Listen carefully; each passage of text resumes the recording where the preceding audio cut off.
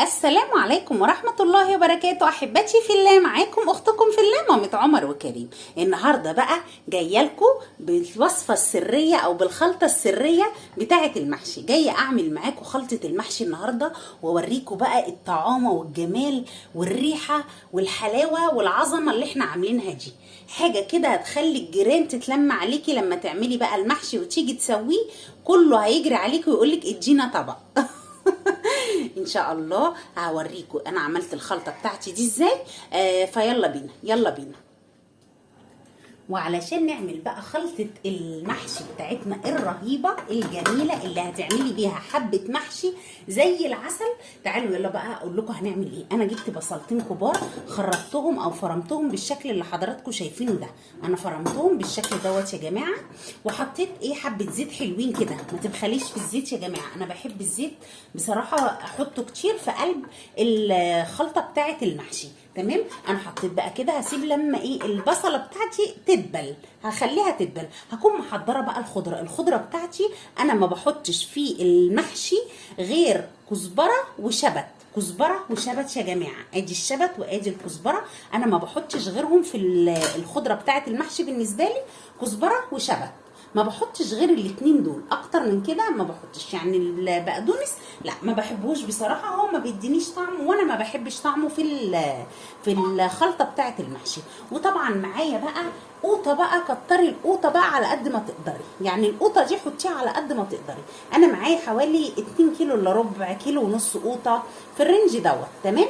ومعايا قرنين من الفلفل كبار حلوين كده، هنقطعهم برده مع الخلطه بتاعتنا. احنا دلوقتي هنسيب البصله بتاعتنا تدبل. اكون انا ضربت القوطه في قلب الخلاط، وهكون قطعت ان شاء الله الخضره دي. خليكم معايا اعمل الحاجات دي وارجع لكم تاني، خليكم معايا. خلاص كده البصله بتاعتنا دبلت، ندبلها كده يا جماعه. انا ضربت القوطه وحطيت على القوطه بتاعتي معلقه من السكر، وحطيت عليها معلقه كبيره من الصلصه. تمام. يبقى القوطه بتاعتنا محطوط عليها معلقه صلصه كبيره ومعلقه من السكر. السكر يا جماعه بيعادل الحموضه اللي في القوطه، بيدي طعم جميل. يعني اي حاجه هتعمليها بقوطه لازم تحطي معلقه سكر صغيره كده. هنقلبها كده بالشكل ده كده مع بعض. انا طبعا من عشاق المحشي اللي فيه قوطه كتير.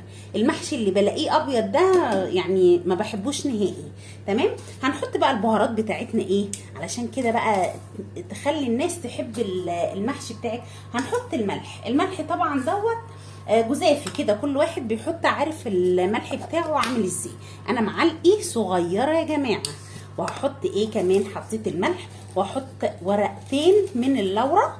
احط ورق لورا، او ورق اللورة بيبقى تحفه تحفه تحفه تحفه في المحشي.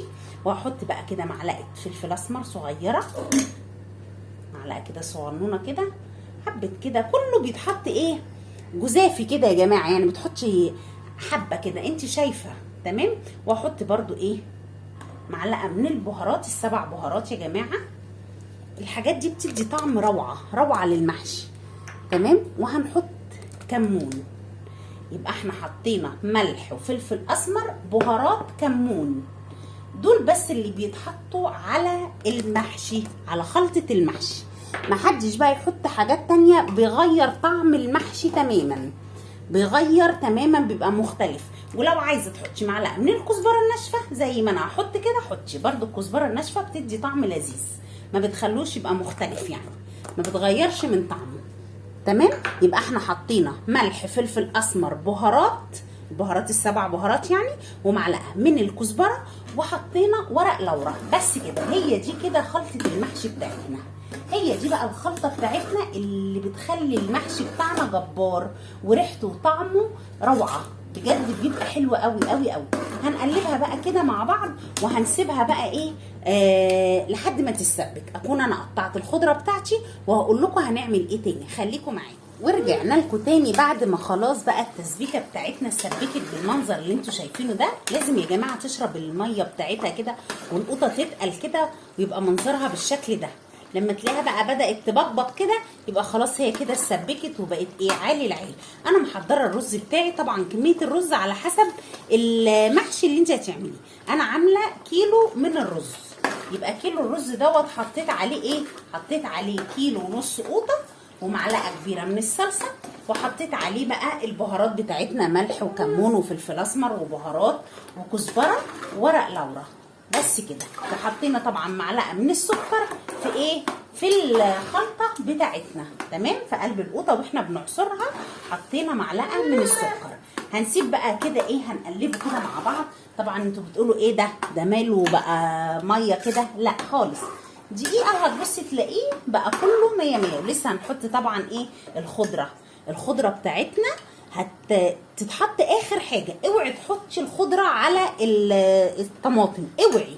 ليه؟ لان الخضره اول ما بتتحط مع السخونيه بتسخن، وبعدين بتضيع الريحه وبتضيع جمال الخضره. الخضره دي بتتحط لما تطفي على العين يعني على الرز بتاعتك، يا اما تحطيها تاخديها تقليبه كده مع الرز وخلاص. انا بحطها كده اخر حاجه. خلاص حطيت الرز بتاعي بقى بالمنظر ده. بصوا القوطه بقى، هنزل كده بالخضره مقطعه عليها الفلفل يا جماعه اهو، الخضره متقطع عليها الفلفل بتاعنا بالشكل ده. انا عندي جايبه حزمتين من الكزبره وحزمتين من الشبت، تمام؟ بسم الله. هنقلبهم بقى تقليبه كده مع بعض، وهقولي يا جماله ويا حلاوته. بصوا زي ما شفتوه في اول الفيديو كده، روعه. بصوا خلاص كده الخلطه بتاعت المحشي بتاعتنا الجباره اتعملت.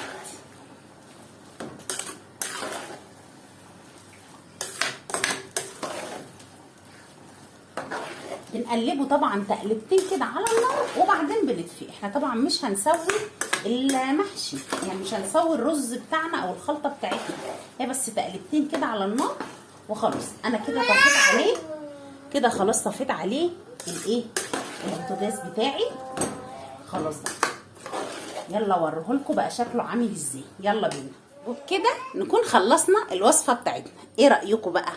والله يا جماعه الكاميرا ظلماه بجد، احمر وجميل وطعمه وريحته حاجه كده خرافه، حاجه كده فعلا جميله. والله دخلت البلكونه بنشر الغسيل ودخلت ريحه الشقه كده، ريحه المحشي يعني حاجه روعه.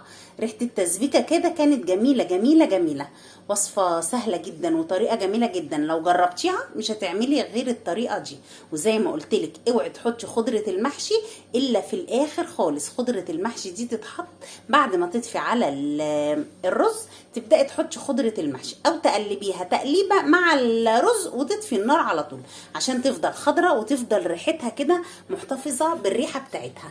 طريقه سهله وطريقه جميله، وبيتهيألي مفيش اسهل ولا اجمل ولا اطعم من كده. يا رب تكون وصفتنا النهارده عجبتكم. ما تنسوش لو عجبكم الفيديو تعملوا لايك وتعملوا اشتراك للقناه. ما تنسوش تفعلوا الجرس علشان يوصل لكم كل جديد. والسلام عليكم ورحمه الله تعالى وبركاته.